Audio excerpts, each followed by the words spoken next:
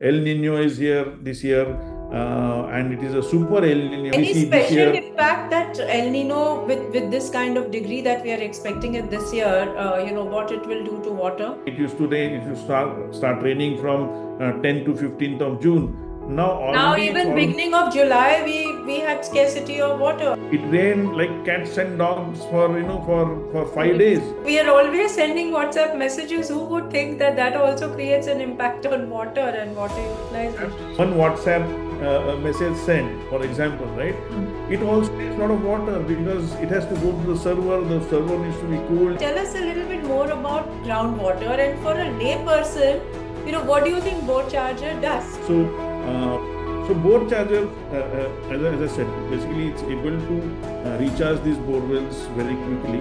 Is there a doomsday scenario that if we continue to work like this, by this year there'll be just no water?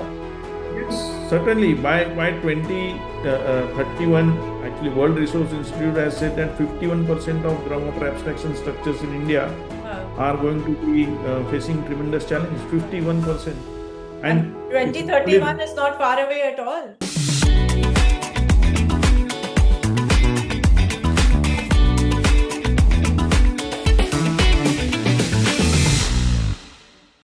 Water is one of our most precious resources for survival.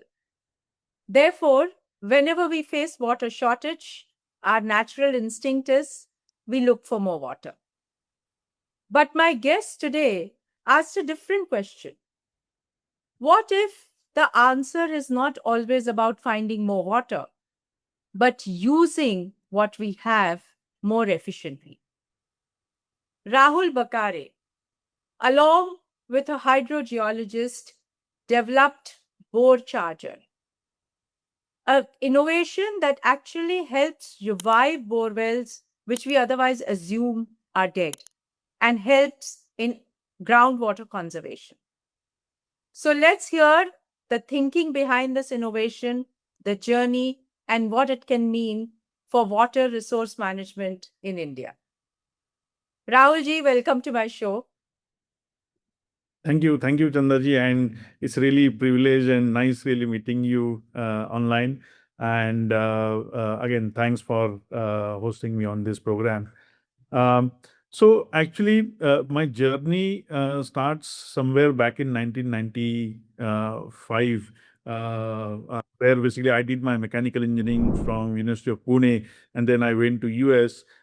In US, I did mechanical engineering and computer science, kind of a hybrid Master of Science. But then I was not really looking forward to working in mechanical field at that point in time. So I switched to typical IT software, and from there my journey actually started. I worked in US for almost 8+ years, but never wanted to stay there. Came back in 2003. When I came back to in India 2003, wanted to do something on farming. I was going to ask you, but from IT, career to something around farming and groundwater, how did that happen?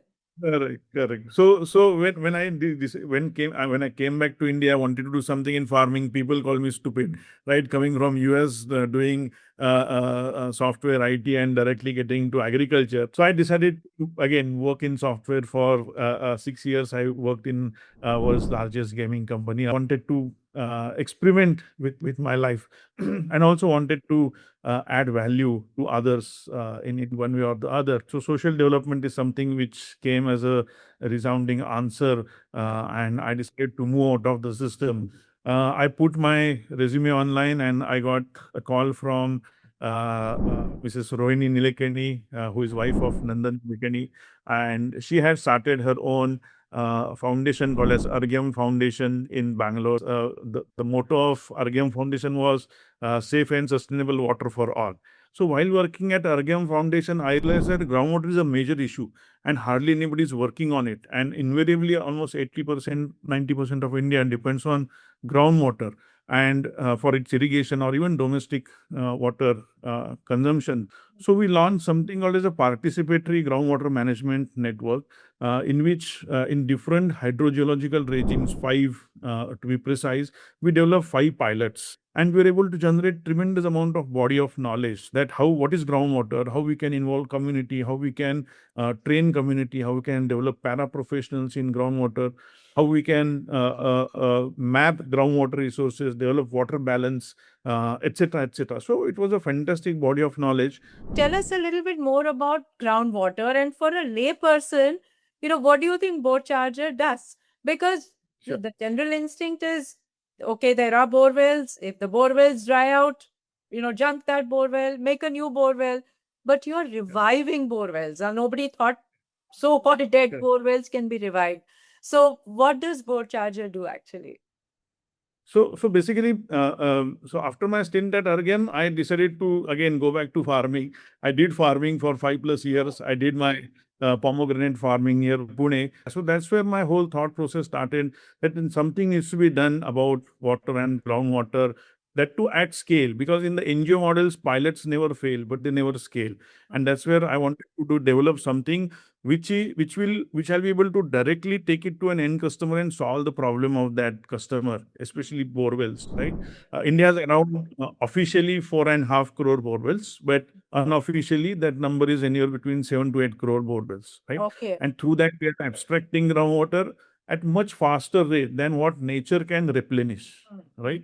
So it's like in a banking term, we have got a debit card now, but we don't get an SMS how much money is left, right? And that's where the problem is, and that's why we are just swiping the card without knowing how much is there, and that's why the groundwater is getting over abstracted and the groundwater level is going down. So actually, borewells are the very affordable way to abstract groundwater, and the water is brought abstracted from deeper sources. We call them as aquifers, right? And now those deeper aquifers are the sources which are providing water. Now, for the rainwater to go through that much amount of earth, let's say up to 50 feet for the water, it takes maybe few days. Let's say for the water to reach 200 feet, it takes decades. So when I started looking at this borewell, I studied the anatomy of it, and we realized that most of the borewells are like a mobile, right?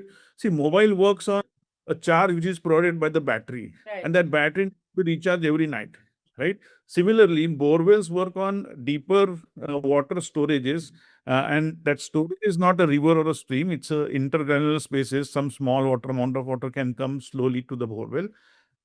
So those aquifers also need to be recharged. Okay. But currently, we have limited to God or nature or whosoever it is. Basically, that's the anatomical reason why borewells go dry. So I started thinking, how can we recharge this borewell? Okay. So the topmost part of the earth system, what we see actually borewell on the surface of it is a casing pipe. It's a PVC or a MS steel pipe, which goes up to typically up to the first hard rock layer, right? And that's where I started thinking, why don't we change the anatomy of that casing pipe so that shallow water which gets recharged very quickly during the rainy season, जो कुएं के स्तर का पानी है, why don't we allow water to go into the borewell? Okay. Right? Okay. That's where basically thinking, people think outside the box. I started his thinking inside the borewell, and that's where basically I developed a robotic technology, which was created by IIM Ahmedabad initially. We changed the anatomy of the borewell using our robotic tool, and that allows additional water to enter the borewell. So the topmost part of the system, में जो पानी है, which is not able to enter the borewell because of this casing pipe, we allow it to enter so that it directly falls. Let's say if our borewell is 600 feet, naturally the rainwater to reach, it takes, let's say, decades and centuries.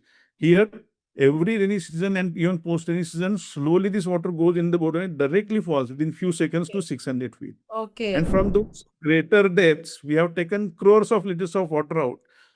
Once we allow this water to enter the borewell, it directly falls at those greater depths and it gets absorbed like a sponge. Okay. Because the porosity exists. Now that sponge is dry. We have taken a lot of water. Once we artificially inject water, so the scientific term for this technology is artificial injection recharge. And that's something which goes there and gets stored. I'll give another example. Let's say if there is a highly dehydrated patient comes to a doctor. So typically if you give ORS to that doctor, it will go through all its intestines and then all the salts to go to the vital organs. It will take a lot of time. So, and in that time, basically the patient may die, right?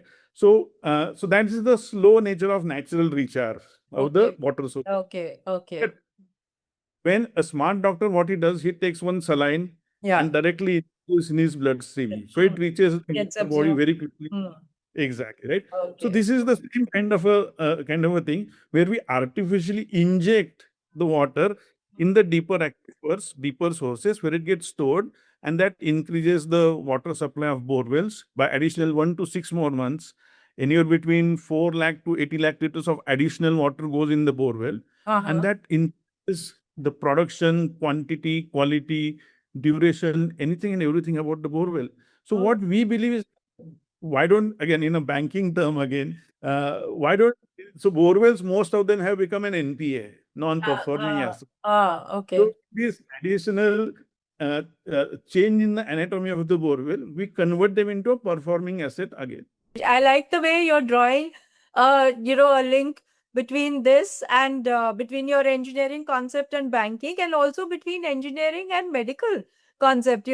How do you inject? I actually read somewhere that you were also inspired by this whole concept of angioplasty when you were looking Correct. at this. Absolutely. So that is also something which we also say Yeah. for the ease of understanding of common people, is Yeah. that first we do angiography of the borewell, we Yeah. study the make of the borewell, and using our robotic tool, we do angioplasty of the borewell so that borewell will get more water.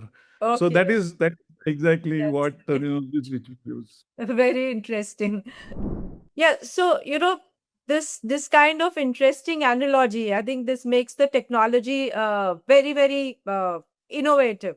But sometimes I at least believe that sometimes, well, the technology may be difficult, the technology may be innovative, but what is even more difficult is changing people's mindset to start using that technology or to believe in that technology. So, do you think you also face that challenge, that, how do you get people to believe in this concept? So certainly, actually, you're absolutely hitting the nail on its head. See, it's a human psychology, because people find a very simple solution for a really difficult problem. They think that if my existing borewell has dried up, besides it, I'll drill another borewell which is even deeper, and they are actually more detrimental than actually solving the problem. So I've seen one farmer in 5 acres, ma'am. He had done 23 borewells, each Okay. one of them deeper nature, right? So he has spent more than some 23 lakh rupees in last 5 years just to get the water in his borewells.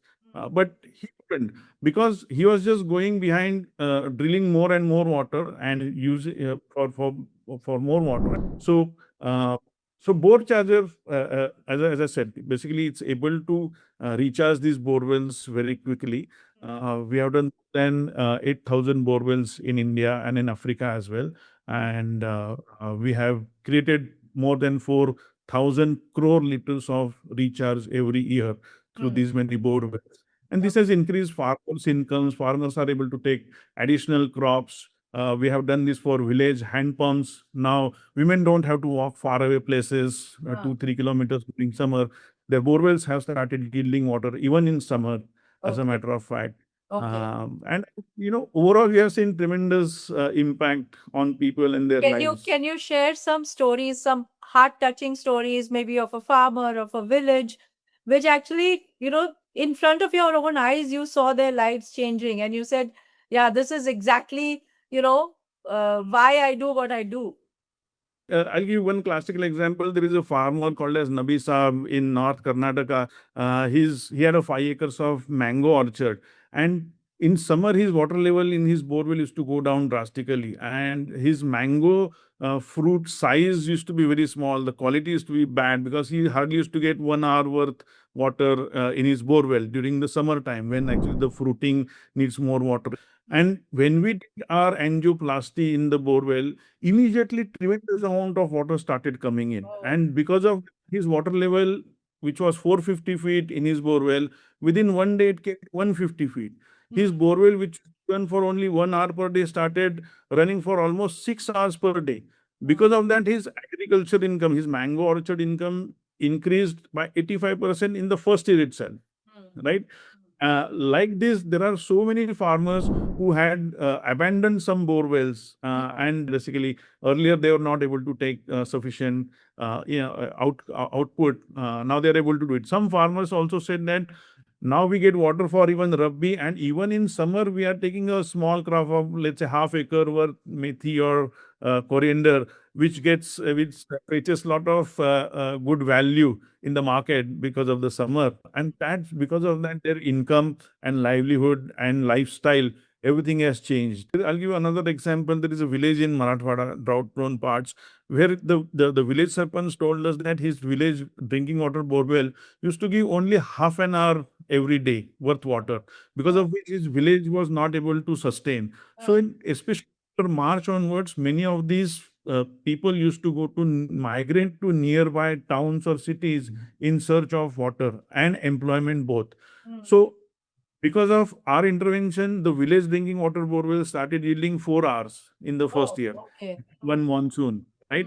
And because of that, the reverse migration happened. People came back to the again the village. So like that, there are hundreds and hundreds of such examples, which gives me a very good night's sleep, in that I have made some meaningful and significant improvement in others' lives. Oh, absolutely wonderful to hear this. And not only that, there's one more advantage as I'm thinking of that, it's so much of saving in cost also, because for them to construct a new borewell will need more resources, cost, farmers have to take more loans. Here, this must be getting done in a much less cost. Absolutely, absolutely. So we also call this as a vertical smart rainwater harvesting. So now, if you see, there is no space to construct new dams. India gets 4 months of rain and 8 months of utilization. So water which is falling in has to be stored somewhere, and that storage of water is important. Currently, we are not able to store that water, right? So what we are saying, that each borewell, let's say India has 5 crore borewells, let's say, which are rechargeable. 5 crore borewell, each borewell storing, let's say, 10 lakh liters of additional water every day because of this technology. Just imagine how many Bakra Nangals we don't need to construct, right? How many canals we don't need to construct. And this is the most decentralized problem which can be solved in the farm itself. So, what you're saying is that, it's not just always about water scarcity. It's actually about how do we manage that water well? Whatever we have, how do we manage it well, handle it well? That itself increases its availability. And also, one very important point you made is that this is such a local solution to a problem. But, you spoke about climate change. And normally, when people like us, we think of climate change, we think of whatever, melting glaciers and, extreme heat and so on. We never realize what's happening under the ground. So, the conversation with you has made me think that there is so much impact to groundwater that must be happening because of climate change. Tell us a little bit about that. So actually, with climate change, when I was a kid, by June 10th in Maharashtra, I come from Pune, it always used to start raining, Yes. right? And it used to rain for, quite well for a month or two. Then there used to be something called as a Sawan ka Mehna, जिसमें basically the drizzling and intermittent rain spell used to come, right? But now the entire climate change has created this problem of instead of dispersed rainfall in a season, now it rains only in few showers and more intensely. So what is creating all these flash floods we see all around us? It's a climate change, right? Earlier, these flash floods never used to be there. Why? Because the amount of rain falling is probably the same, or it has reduced a bit. But the number of rainy days have reduced, and the intensity of rain in those rainy days has increased multiple. Because of that, the rain is falling, and there is no chance for the water to go into the ground. It's just becoming surface water and moving out of the system as flash floods, right? Okay. So, yeah, this is the point, that it's just becoming surface water and just moving, quickly moving away. There's no chance for it to seep in the ground. Correct. Mm. Correct. And that's where basically government of India also, and even all the state governments have been developing this watershed treatment where water is the running water is made to stand, standing water is made to recharge the groundwater, etc. But again, all those things also need maintenance, and unfortunately, it doesn't involve the science of groundwater hydrogeology. Currently, they are based on the rule of thumb or based on guesses as such, right? Or guesstimates. So, BoreCharger, what it does is that it leverages existing infrastructure and existing recharge structures which are constructed by government, and we use that water and we store it deeper in the borewell so that any and every borewell can be recharged in a sustainable manner without making too many changes in the infrastructure. No, but so this is very clearly a very innovative, helpful, localized solution. But if I were to ask you, on a more macro manner, uh, if you were to change one thing that India does about handling groundwater, what would it be? So certainly it should be that groundwater is extremely unregulated.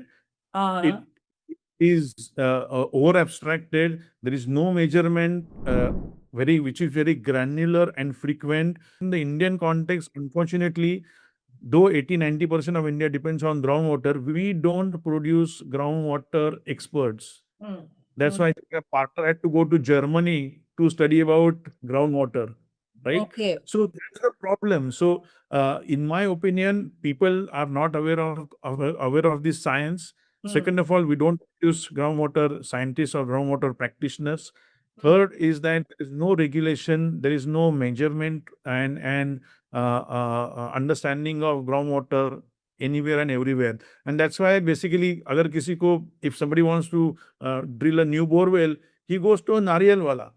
You know the nariyal wala thing, right? The nariyal stands on his hand and he says, okay, here you go up to 600 feet, 150 feet पे इतना पानी मिलेगा, 250 feet पे इतना पानी मिलेगा. Uh, That is just, divining. That is, oh, there's no scientific backing to it. And that's why most of the borewells actually fail because they are not in right location itself. So we have developed those technologies as well of where to find water scientifically, 95% plus success that we have seen. Second technology which we have developed along with BoreCharger is called as Jalster, which is able to show what's the water level in one's borewell almost on a real-time basis on his mobile. And not only that, it will also predict his future water level and how much water is available. Now, just imagine this information getting in a farmer's hand before the Rabi cultivation. yes. Based on the water which is available, he can decide the cropping area, crop type, crop variety, so on and so forth. Fantastic. But let me just ask you from a, everyday life perspective. Every day we live our lives and we tend to waste a lot of water. What is it that everybody can do in their homes, which is better water management or water conservation? So that's a very nice question. So actually, if I ask you how much water you consume today, what That's would the be your problem. answer? We don't even know how much we are consuming. Exactly. Yeah. So even if some aware people are there, they'll say, "Oh, yeah, yeah, around 150 liters or something like that." But if I say that every consumer or a consumptive person, especially in the city, he or she consumes more than 4,000 liters per day, what would you think? You would be aghast, right? But that's the truth. Why? Because what we see water is only what we consume directly, right? But what about the virtual water which we consume? So actually, anything and everything you do has a virtual water footprint. That's what it is called, and Okay. that footprint is very big. That is one part. Second is basically we are also in terms of population we are growing very fast, right? So on one side the population is growing. On the other side the eating habits and the utilization habits of those that population is also growing in a very consumptive way, and because of the consumption, more and more water is required. Now, if I just ask you one WhatsApp message sent, for example, right? It also takes a lot of water because it has to go to the server. The server needs to be cooled. It needs to have AC, and AC needs to have chiller. Chiller needs water. Yeah. right? So there is a lot of what Now, do you who say? would think we are always sending WhatsApp messages? Who would think that that also creates an impact on water and water utilization? Absolutely, absolutely. And nowadays, AI, as you know, right? AI needs so much of water for cooling, right? Mm. Second is then basically at each and every individual, small things can be done. For example, if you go to a hotel, just ask how much water you want. Just take that much amount of water. Don't take the glass full water. Just have one sip and let the other water go to waste. So we have to be very careful and cautious about it. Third thing is that apartment level, at a household level, basically what we can do is scientific rainwater harvesting. Mm. Because the groundwater hydrogeology or the situation changes from place to place. Mm. Even within 100, 200 meters, the things can change, right? So Mm. what is to first understand and they take the I would say the solutions, right, or develop the solution. Actually, each and every recharge intervention should be done scientifically, not just tokenism. So what So it what you're saying is that, awareness first itself, that's the starting point, and that's so important even in our everyday life. As you rightly said, we don't know how much water we are consuming, and if we don't know, we don't keep track, it never strikes us. And then, of course, absolutely. at every step, if we, whether to save water or to store more water, if we can think scientifically and do it in a more organized manner. Can you give us some idea about how big this issue can be, in the sense that, uh, any way you explain it to us, that, okay, every day the world consumes so much water, or every year the world consumes so much water, but only this much more new water is generated. So are we kind of running into a deficit, or how do you look at this issue? So I don't want to be called as a doomsday believer, but Uh, certainly the situation is becoming from worst to worst. I'll tell you classical example. India, let's say around 60, 70 years ago, had 5,500 cubic meter per capita per year kind of an endowment of water, right? okay. Mm. Now that has come to 1,140 Oh. only, okay? And the other issue is that basically the weather pattern has changed, Mm. groundwater recharge has changed, abstraction has increased, population has increased. So if you see, the problem is becoming multifold. India is around 18% of or 20% of population in the world is Indian population, Mm. but we have only 4% of water resources which are there. And I certainly believe if there is a war uh, in near future, it will happen on water. We see it on the border of Pakistan and India, and same is happening probably from on the Brahmaputra side in the Arunachal Pradesh with China border as well. And downstream between Bangladesh and India also can happen with Tista and all. So water is a very precious commodity. We have to be very careful about it. We have to be aware of it because climate change is banging our door. Earlier it was knocking, now it is banging as we see it. El Nino is here this year. And it is a super El Nino, they say, and it doesn't vanish within 1 year, right? It's going to last for next 2 years. As we Any see this special year, impact that El Nino, with this kind of degree that we are expecting it this year, what it will do to water? as I said earlier, in Maharashtra, in Bombay, Pune, if you start raining from 10th to 15th of June, now Now, already it's even all beginning of July, we had scarcity of water. I mean, exactly, absolutely, yeah. Water exactly, and levels going much more. it rained like cats and dogs for for 5 days, Yes. and now again there is going to be, so there is going to be rainfall, certainly not 100% of the rainfall which used to happen. It will be almost 80 to 90% or something like that, but the intensity and the frequency is going to matter a lot, Mm. right? And we are going to see tremendous pressure. See, for urbanites, the dams are going to be full, but now Mm. those dams are going to create conflicts Mm. because there is no water for drinking for the villages, Mm. right? For example, Pune water is not Pune's water. Actually, it is the downstream farmers' water. We have kind of living off that water, right? So and this is the case all across India. Bangalore takes its water from 120 kilometers away at an elevation difference of Yeah. 200 meters. It has pumps so much of water, So a lot of conflicts around water, wastewater, all those things are happening as we speak. So yes, the situation, can it be better? Yes, it can be better. But for that, there has to be a very focus, impact, focus, attention has to be given, or else we are going to face tremendous challenges. So, water is becoming more and more scarce commodity. But is there a doomsday scenario that if we continue to work like this, by this year, Yes. there'll be just no water?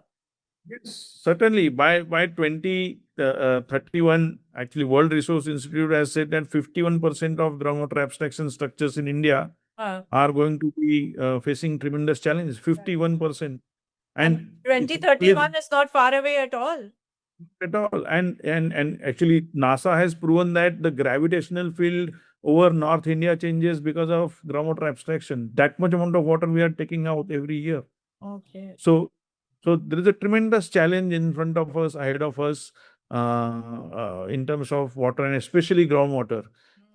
If this monsoon fails, there's going to be tremendous challenge for groundwater recharge, and groundwater abstraction structures are not going to yield that much water, which is going to affect drinking water, food production, irrigation, industrial output as well, so on and so forth. Let me ask you, you spoke about your journey, how you came back from US and started your journey in India, gradually became an entrepreneur.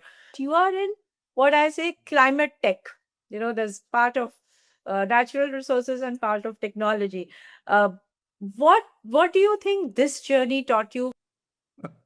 So actually, it's a fantastic journey. It's really painful journey as well, because as I said, I am talking about non-inspirational thing yet necessary thing like water. One, that too, not surface water, groundwater, which nobody understands, nobody cares, Nobody nobody sees. sees. Yeah.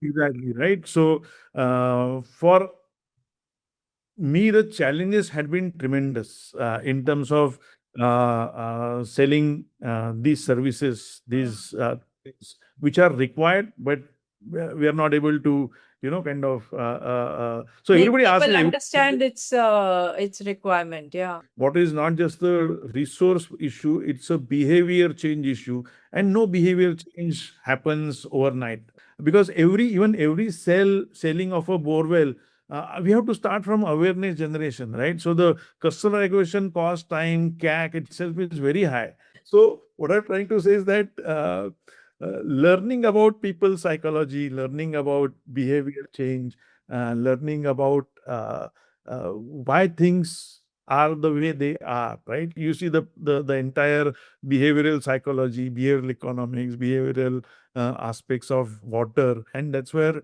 in spite of this technology beneficial to anybody and everybody, and it's affordable as well, certainly very much affordable, yet we are not able to scale this up.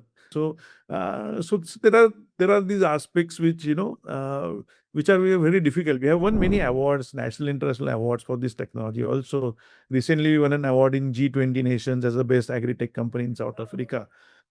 But again, converting those awards and accolades into business is not that simple. It's, I'm sure, been a challenging journey. It's been a learning journey, but at the same time, it's been a satisfying journey. You've seen with your own eyes the kind of impact, that you've been able to make on the ground to people. But therefore, what drives you every day? Every day, what do you look forward to? So actually, for me, it has become a habit that I always see a problem as an opportunity. Right? There is some or other different challenge. Now we have done more than 6,000, 7,000 implementations. Now the next challenge is that if we give an order of 10,000, how would you deliver? Right? So it's there is a term called as you are in a flow. Where high challenge and high skill set well matches, then the work doesn't become a play. Work becomes a play in that sense. So that was gives me kicks. One. Second of all, though it is stressful, once I go back home, I put my head to the pillow. I'm fast asleep because that satisfaction of adding value. Whatever I'm doing is really impacting the lives of people, and that too in a very positive manner. Second, we are also developing groundwater coursework, which is already developed. We are trying to develop para professionals because we as a company cannot grow length and breadth, right? So we were developing para professionals. Oh, okay. Groundwater games for kids is Oh, something which we are oh, already developing. very interesting. So the idea is that we would become a groundwater data company in next 3 to 4 years, and slowly we'll grow and become groundwater prediction company in the Indian context and even abroad as well. Oh, fantastic, fantastic. No, thank you so much for joining, me on this show, because water security is, as we discussed, is such an important part for a human's life, for every farmer, for every nation, for the world. And, the kind of impact that you're making through your innovations, through your solutions, that's very, very heartening to see. But what you've also told us is not just that companies like you can make an impact. I think what you made me think is that each of us as individuals can also make an impact. And that starts with awareness. If we become aware of how much we are consuming and how much we are wasting, and then start taking steps to see how we can use every resource, and especially water, as efficiently as possible. I think that can make a huge difference to our country and to the world. So thank you very much, and I wish you all the very best in all your efforts and endeavors. And I'm sure you'll continue to keep making positive impact on people's lives through this. Thank you. Yes. Thank you, Chandaji, for the opportunity. Namaste. Namaste.